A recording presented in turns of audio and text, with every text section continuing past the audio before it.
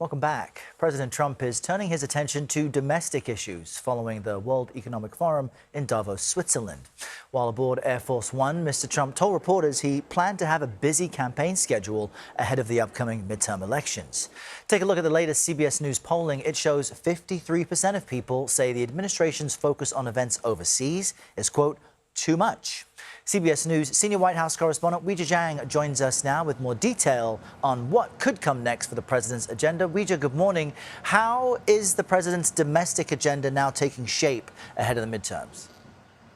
Good morning to you, Errol, and good morning to everybody. His chief of staff, Susie Wiles, said that it's not just President Trump, but the cabinet really would be focusing less on international trips and shifting to domestic ones to try to get that message across ahead of the midterm elections. And the president will be traveling about once a week at least, and that will ramp up even more as we get closer to Election Day. In fact, next week he plans to go to Iowa to talk to potential voters there. And President Trump has often, in the past several months, Errol, already set low expectations about these elections and expressed frustration about what he says typically happens during midterms. Take a listen.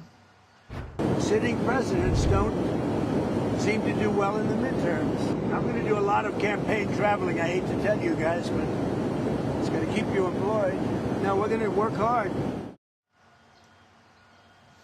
And so you heard it right from the president himself. He says he will be on the road and certainly trying to convince people, especially those voters who we just heard from in those polls, who aren't convinced that he is doing enough, especially when it comes to lowering prices. Errol? All right, Weijia Jiang at the White House. Thank you, Weijia.